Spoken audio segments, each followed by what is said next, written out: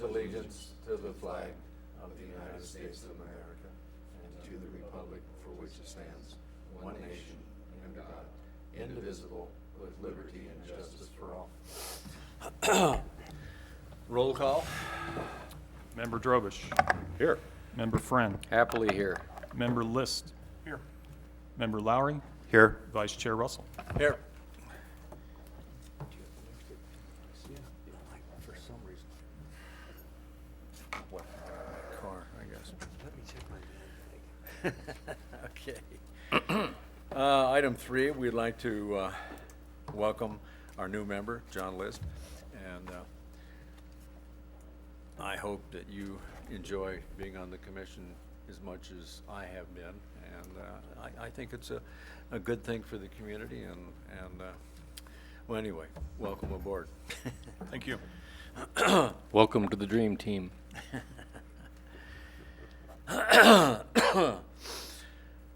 Consent calendar, these are items that are considered routine, and unless someone wishes to have them removed from the consent calendar, you can do so now. Mr. Chairman, I'm going to pull all 3 items due to the minutes in particular and who was present and was not present. I think it'll be easier to adopt them that way. So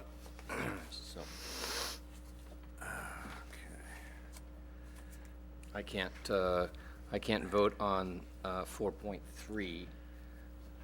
Well, so you're gonna, did you pull the adoption of the agenda also? I pulled all 3. But Okay. Well, we'll handle these, I guess, one at a time. How about the adoption of the agenda? Is that something that, move. okay. Second. All in favor? Aye. Aye. The minutes of January 21st, 2014 regular meeting. Do you have a question about that? No, move. Oh, okay. Do I have a second? Second. All in favor? Aye. Aye. Abstain. Adoption of the minutes, March 18th, special meeting, the joint meeting between the Planning Commission and the Historical Advisory Committee. I was not present for that meeting, so I cannot move or vote. Okay. So you'll need a motion and a second from, Okay. I believe, the 3 members that were present. Move to adopt. Second. All in favor? Aye.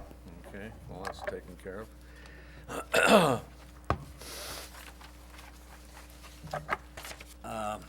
The next item is for public comment. Since we don't have a public comment, we'll just pass this one by and go to the next item. Yeah. Communications? Nothing relevant to tonight's discussion, but I did provide you with some materials, a swap out of a page within our zoning ordinance to go back into your binders.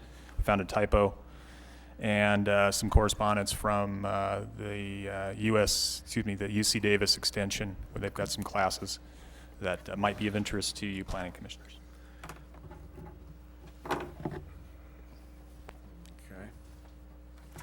Okay. Is that it? Yes. Thank you. Okay. We'll go on to new business, development guide update, chapters, is that 11? Okay. Chapters 11 and 12, right. Okay. And so I guess, Andrew, you have that? I do. For the new member, Mr. List, this is a kind of a reoccurring, ongoing process of updating our development guide. Began last fall. Basically, we've been doing a couple of chapters at least once per month when we've had meetings, and to break up the document into really more easily digestible parts than to look at the entire document at one time. Also, by doing so, it allowed us as staff to invite a couple of other advisory bodies in the city to provide their input, and that input is forthcoming soon. We did invite the Historical Advisory Committee to review Chapter 4, which you have not seen yet. So once they have provided their formal recommendation, I will wrap that and make that part of a workshop going forward. They are proposing some slight changes to that document. And so I want to make sure that we have that complete recommendation before you once they've completed their review. The other opportunity was been given or has been given to the Community Pride Organization, and they're looking at the city's plant list, which is Appendix A of the Development Guide. And for those of you who are on the commission in the early part of the 2000s, the Community Pride Organization provided us with, and you, with the plant list update that was adopted by council in the mid-2000s. And so it's about time for them to look at it again, and they did agree to do that. We expect to receive that information shortly. Again, those two chapters will not be part of tonight's discussion. Really, the amendments that in chapters 11 and 12 are quite minor.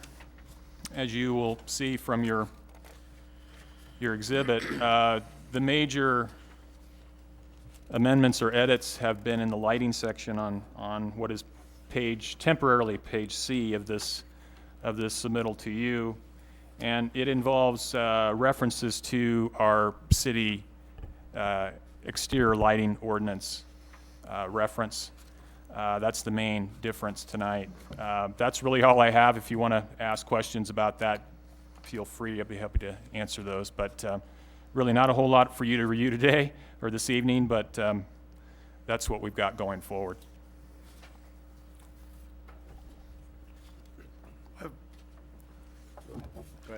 I have a question on B3, lighting standards and fixtures will be painted black.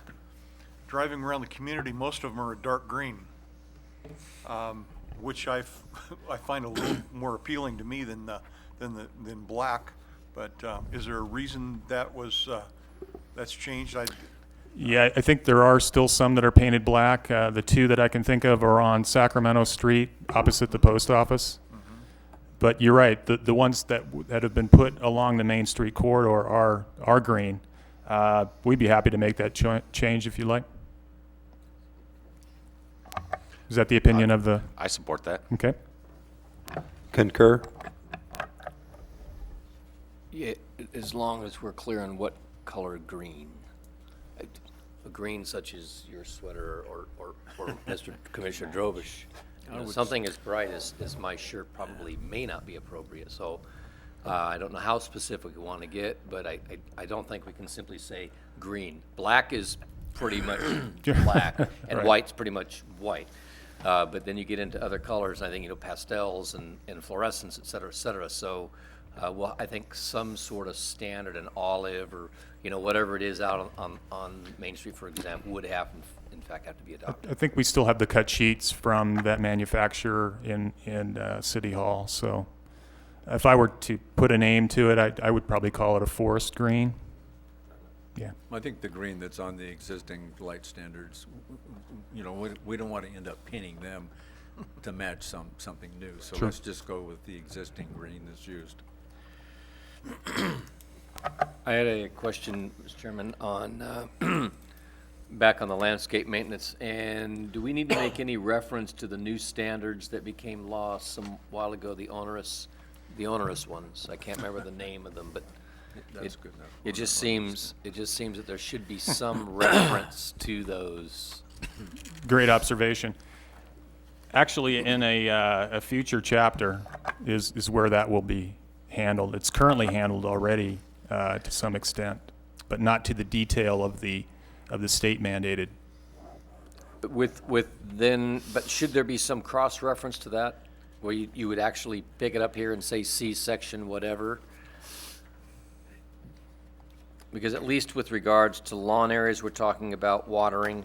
And so, it probably doesn't hurt to have one section reference the other. Just a suggestion. Okay.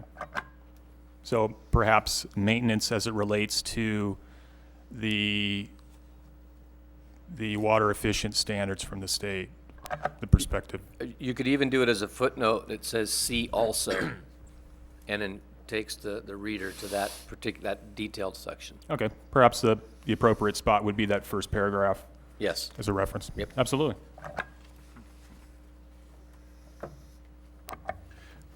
I have a question in regards to artificial turf. I've heard that it's not allowed in commercial zones in the city. Is that true? I've never read any language to it, and just wondering, given drought, there is the samples at Home Depot, and some of those are absolutely amazing, very expensive, but I don't know if that's allowed, illegal, what? No, it isn't. At this moment, I can't direct you to the subsection within this document, but I believe there is a provision, and I don't remember which chapter, but I will research that and bring that back to you.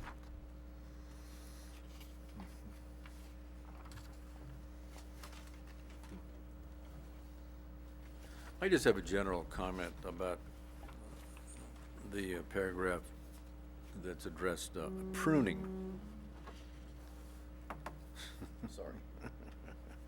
And, you know, there's nothing we can really do about it, but I'm just, as I drive up and down, you know, Main and particularly Broadway, the trees are just savaged year after year after year. There's trees that, you know, are probably 10 years old and they're still about 6 feet tall because of the terrible, terrible pruning that the property owners allow. Maybe the property owners just hire some landscape firm and they go out there and do what they think is the best thing. But, and I know the city doesn't have any staff to, you know, go out and talk to property owners or the landscape maintenance people, but it's just a shame that the trees are just mutilated, you know, year after year after year, and particularly the crepe myrtles. You know, I've got one at home that's 20 feet tall, and the ones up and down Broadway are usually about 6 to 7 foot tall, and they're pruned back every year the same way. Even the city prunes the ones across from the Thai restaurant, you know, the same way. Anyway, it's just a gripe I have until the city had enough Yeah, it is revenue some to have kind of a learned someone skill. actually go out and work with people. Yeah. I don't think it's something that we can ever resolve. It is a skill, yeah.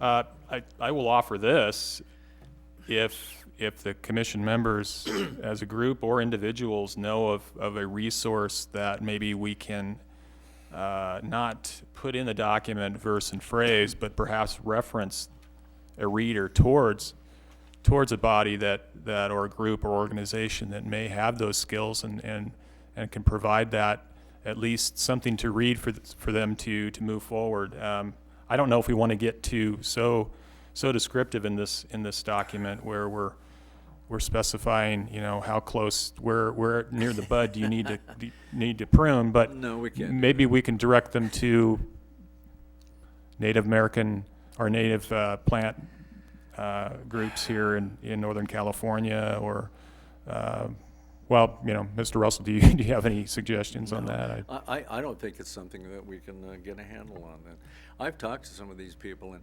unfortunately, the ones that are doing it think they're doing the right way. I mean, you know, they don't know. And so anyway, I don't know how you deal with that. I have a question about that. Do tree trimmers apply for business licenses in the city? Well, you're putting me on a.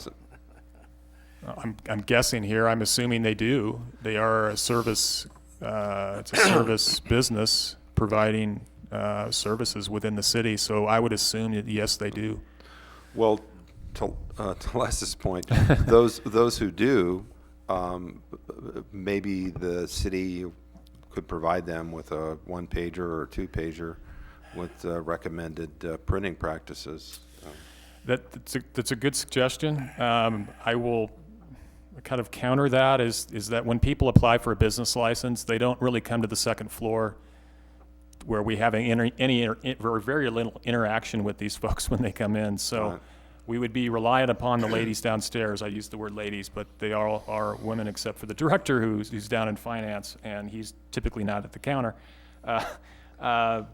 Well, I think you get my point. I don't know if we can necessarily rely on them to pass out this information or to disseminate. Are you a tree trimmer? Are you a landscape person?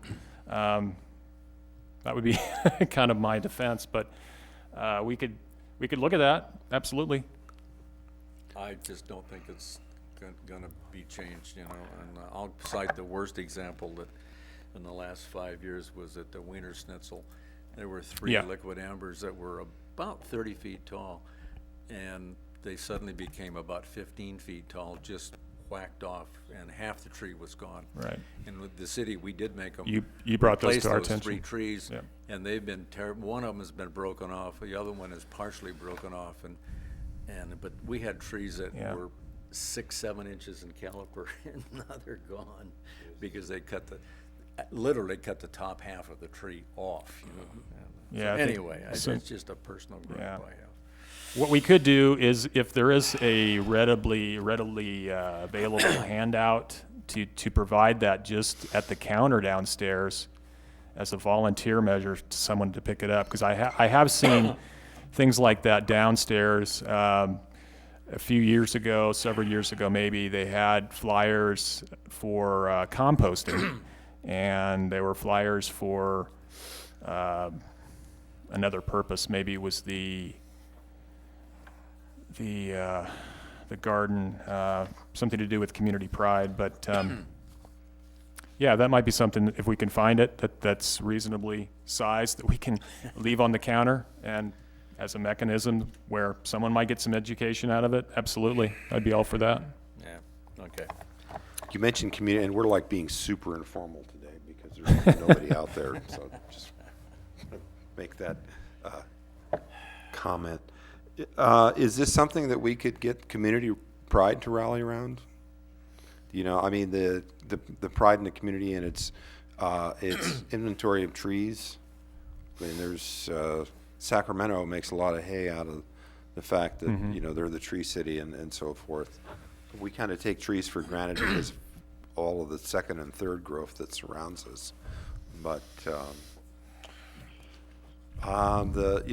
the crepe myrtles and the other trees are here to add visual interest to our city, and you know, improve the appearance of our city. And I think the city should have some expectation of input to these pickup truck contractors who come in with their shears.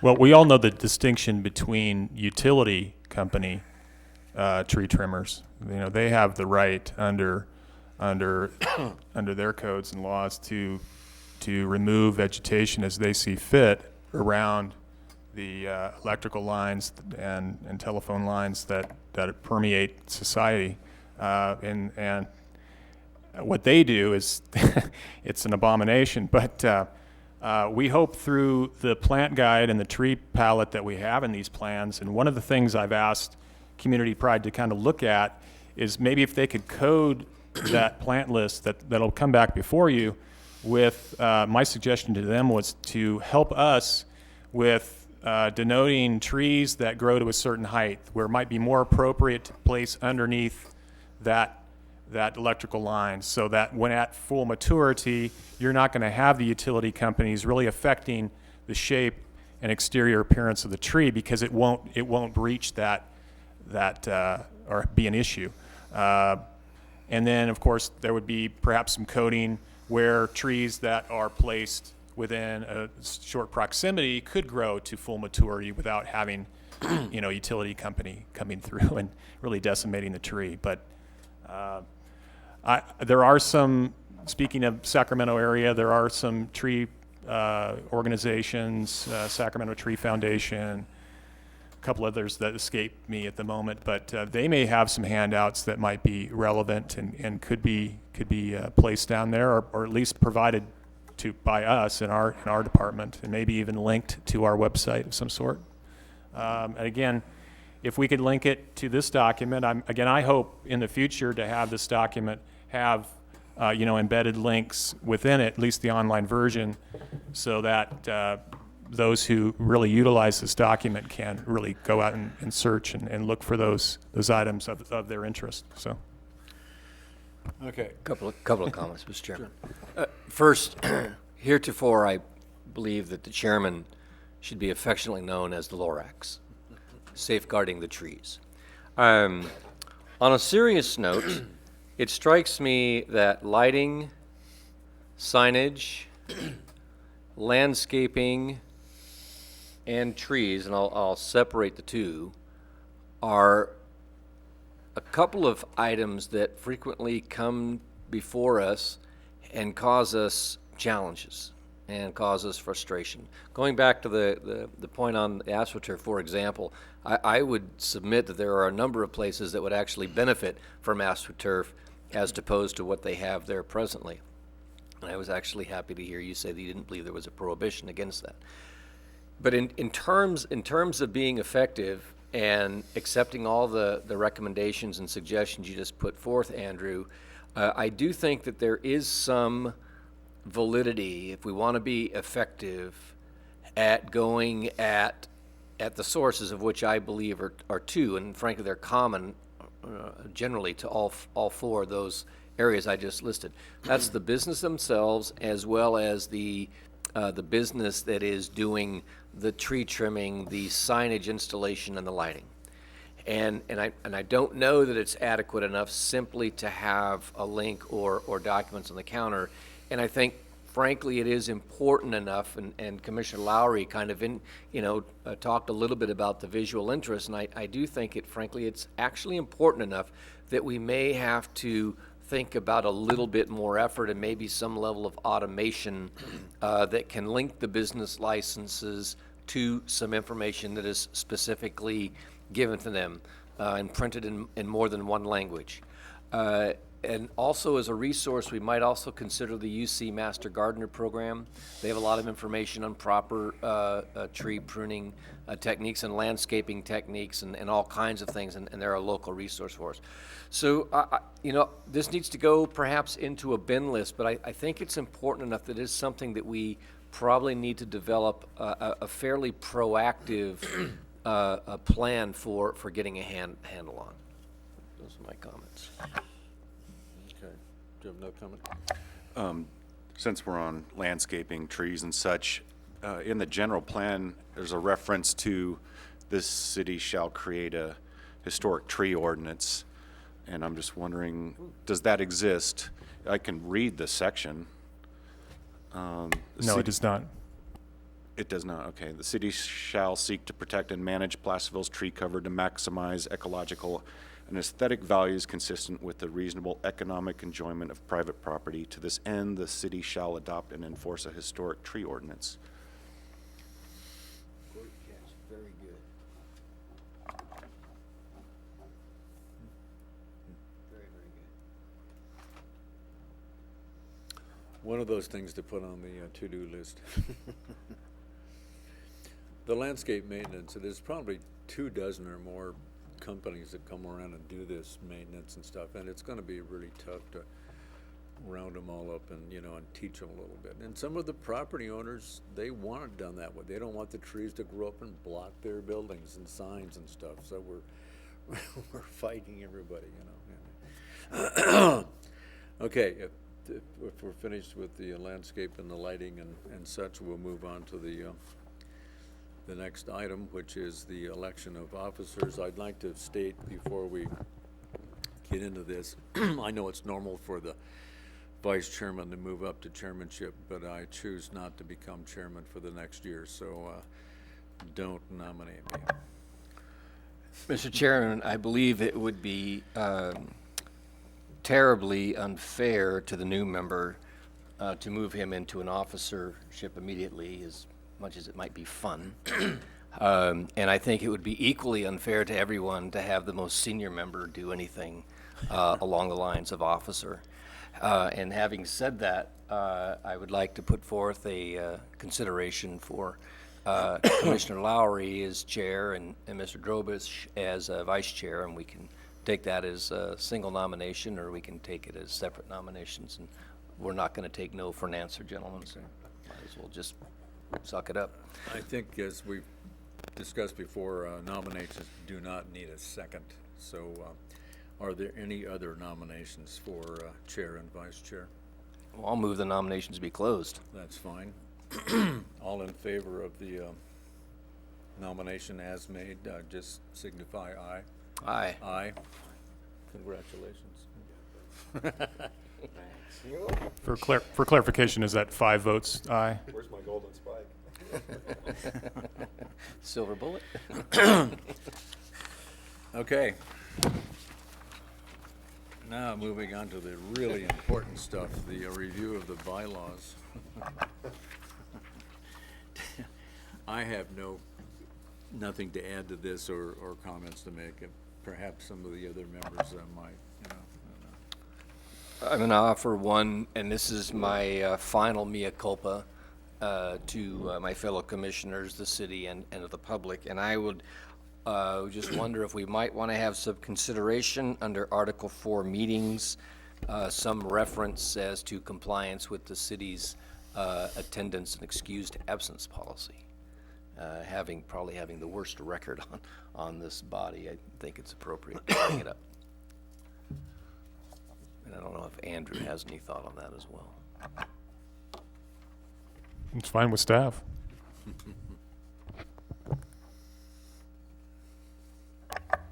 I'll second that.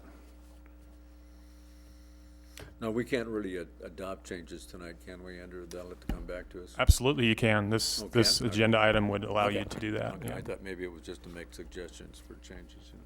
So we have a motion and a second to have some verbiage about, you know, missed meetings and whatnot. I guess we can do a roll call vote on this. Do you need a specific language? You're relating to the commissions, committees, and boards manual.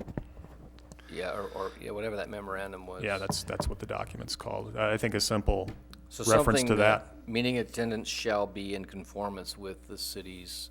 and you can put the ... Right. and fill it in. You know what I'm talking? Yeah. I don't know the exact title of the document or the section, but you can fill that in.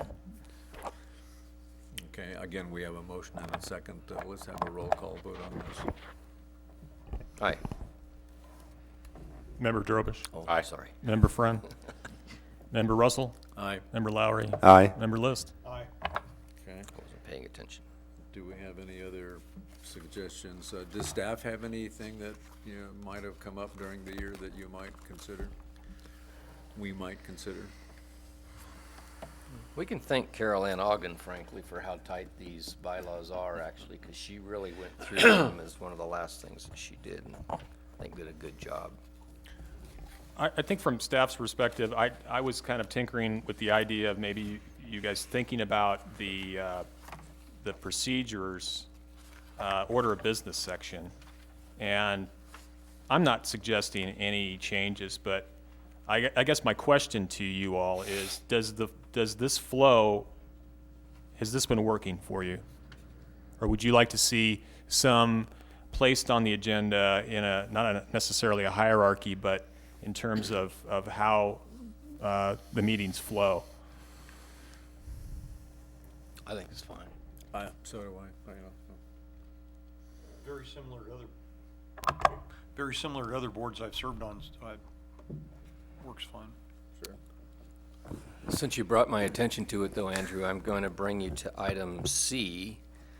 At each meeting of the commission, the minutes of the prior meeting, I'm going to suggest you put parentheses S at the end of meetings, because on occasion, as in tonight, we had more than one meeting, minutes of more than one meeting on the agenda.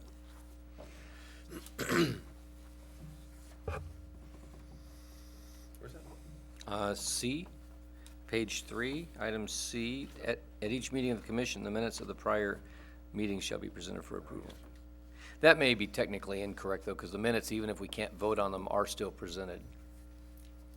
I'll withdraw my suggestion. They were fine, just the way they were. Like I said, Caroline did a good job. Okay. Any other comments about the bylaws that we might consider? Yes. We made one change in March of 2013. We've just made another change today. One change per year satisfies my tendency to be an incrementalist. Great. Okay.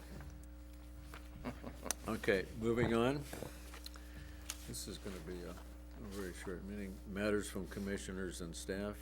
Staff, do you have any announcements for us or anything?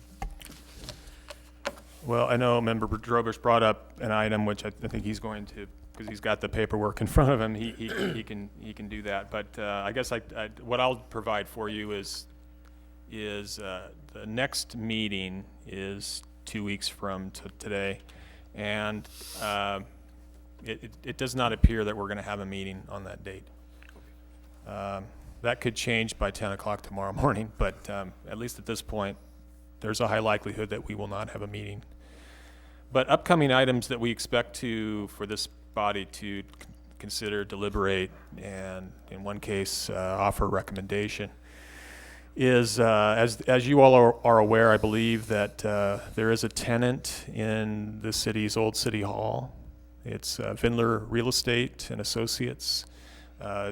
We've been in contact with them. They are our tenant. And the real estate firm would like to put some signage on the building, and my understanding is they also want to add an awning to the structure. The location of that awning has not been clearly defined to me, but we anticipate that to be submitted soon. That particular project, because it involves a historic building, it's on the city's historic resource inventory, it's going to involve historical advisory committee review first for the recommendation to you all.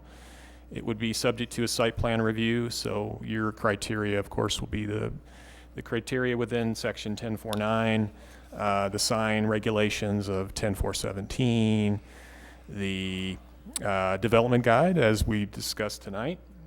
So that will likely be coming forward perhaps in May.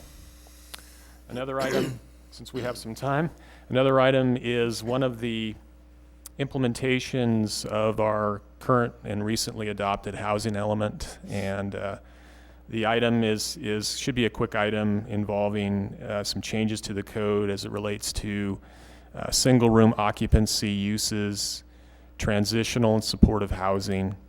Those are mechanisms and uses that need to be properly qualified in the code to meet the state housing law. So we're going to be proposing some modifications to the zoning ordinance to reflect that. And that is the one that could come 2 weeks from tomorrow or today, but it's not looking like it will. But it's likely to be heard perhaps in as early as May. The city, I will give you also some information. The city has received an application from the Boys and Girls Club, and if you're not familiar, that's a project that would be their new facility. They're moving out of the old Armory building. They're in the fairgrounds site, and they're looking to relocate to a new structure, new outdoor play area, of course, landscaping, parking, what have you, and it would be at the southwest corner of Mallard Lane and Green Valley Road. So that will involve a conditional use permit and a site plan review, which most commissioners know is required of any new commercial-oriented or related building. There's no timetable per se as to when that will come before you. There will be an environmental document that will need to be processed, that'll need to run its course. So that could be 2 months or more out before you hear it. You would serve as the decision-making body for that project. I know our director isn't here this evening, but he is working on one of the other implementation measures of the housing element related to the rezoning of property to the R5 zoning district. And I believe he's going to start that very soon. That process will involve Planning Commission recommendation to City Council, because it will, at a minimum, involve modifications to the zoning map, and we are going to modify the zoning text. So the zoning ordinance would be modified as well. Depending on the site selected, there could also be a general plan amendment associated with that, and environmental review. That's pretty much all I have. I could go on, but I think that's enough for you guys to take in this evening. Fine. Mr. Drobish. Speaking of a general plan amendment, in the general plan, it references that the city shall have an appearance review committee, and I remember in one of our development guide updates that we were striking reference to that. So is that going to create a conflict that needs to be, will there be a general plan amendment to remove it saying we have to have an appearance review committee? Well, I think the only reference to that is in the development guide, so that document will ultimately be adopted or readopted by city council, so it will, I think that will suffice. Okay, maybe I have an older version of the general plan, but I came across that. The public noticed that, so the Western Placerville interchanges, there's a supplemental environmental impact report open for public comment that closes on April 3rd, so just a couple days. There's a link right on the front of the city's webpage, so if people are interested, they can click on that and read about it and make comments if they feel. And then this Sunday, April 6th, is the second Great Placerville Cleanup. There was about 30 volunteers that showed up at the police department and went around and collected I don't know how many dump trucks full of trash and just barely put a dent in it. So this Sunday, the 6th, at just before 10 a.m. at the Placerville Police Department, just show up with grubbies and gloves, and you'll get put to work, and it'll probably get canceled if it's raining really hard. But we worked through the drizzle last time, so it's come out and volunteer. What are the approximate hours? It got called about 2 p.m. due to rain, so they were thinking about a 4-hour work schedule. Any other comments? I've got a couple. I made mention last meeting of the backflow preventers that are going to be going up and down Main Street downtown, and the news isn't quite as bad as I thought. I've met with city engineer, and the only businesses that are really going to be required to have those are businesses that serve drink and food. You know, Powell's will have to put one in, and any of the other restaurants and whatnot that don't have one yet will. If it's a business like Kumbelik's or the drugstore, or whether that merely has a bathroom or restroom someplace on the premises, they won't be required to do that, because really, you think about it, they're no different than a house, you know, and their restrooms generally aren't open to the public, so they're not generating a big demand. So I think that's good news. The fact that my plumber said they could be put below grade and another plumber said they couldn't be, I clarified that too. And because Main Street is actually in a floodplain, classified as a floodplain, they have to be above grade, because if they were put below in a vault and the flood really does come and the water runs down Main Street, and these things don't work if they're submerged. So we're going to have to live with these things that are above grade. But thankfully, there's not going to be nearly as many of them as I was first led to believe.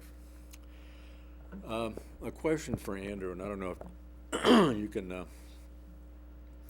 have any comment about this, but the building right across from the courthouse, Phil Berry's law office, that, you know, he finally sold it and it's being modified now, or for, you know, and it has a distinct modernistic look. I was wondering, when those plans came in some time back, we kind of knew that a historic district was in the offing. Was there any attempt to have those people make the building look more historic than modernistic? No. Okay. It seems like it would have been a suggestion that could have been made, and this is the city, we're aiming to do this, and you know, what do you think about it? And they certainly wouldn't be obligated, but I guess I could qualify my previous remark. In the context of signage, yes. Directed them to the development guide and the sign ordinance. But the building isn't listed on the city's historic resource inventory, so it doesn't have currently a mechanism to review exterior alterations to the building. So that's the distinction here. Yeah. I just was curious that if they had been made aware of this, they might have made an effort to be a part of the historic, I mean, sort of quasi-historic district someday. Yes. Yeah, and there's a 300-foot rule for projects near a historical district or inventory, but that's only for discretionary Yes. review. So the project that's going on across from the Cosmic Cafe that I hear a lot of people complain about wouldn't fall under any review because it's outside of the discretionary. That's not a discretionary work that they were doing, and as you know, the district has not been formed yet, so although the building, I think components of it certainly are probably over 50 years old, based on when we did our tour of the district downtown, or when we did our walk with the folks at the museum. I do recall the gentleman who was providing the tour guiding. He made reference to that building, and I think the buildings next to it, the ones next to it that hold the sewing shop, and I can't remember who occupies the other structure. It might be vacant.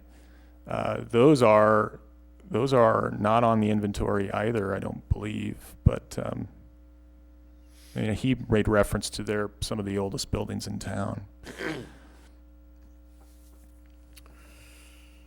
Very good. Any other comments? Okay, well, are we still having a photo session? Oh, you're the photo guy, huh? Okay. Should we go ahead and adjourn and then we can do the photo, or do you want to? This will just take a couple minutes. Okay. This photo is for the next year that we have the voted in chair sit in the middle, Okay. and then And the vice chair next to him? wherever. Oh, see, they're already dissing the vice chair, see? See how it goes? You're gonna scoot over here, and I'm gonna scoot over here. Last year, you guys stood up. Yes. Okay, or you guys want to sit down this time? What would you like? I think we should all be looking at each other, Fighting. No, pointing. pointing at each Yeah, other, I yeah. like a finger point. Yeah. Where's the gravy? You can take a sitting and a standing.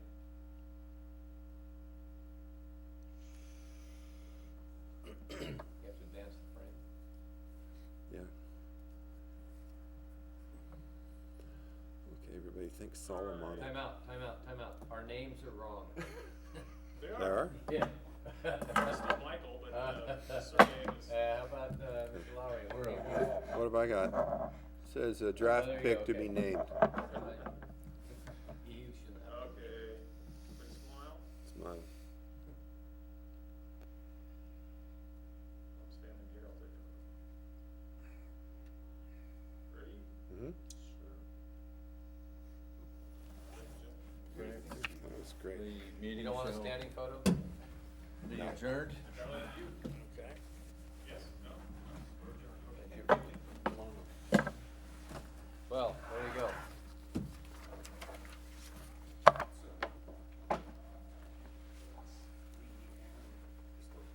haven't seen the news. What happened to the Dodgers last night?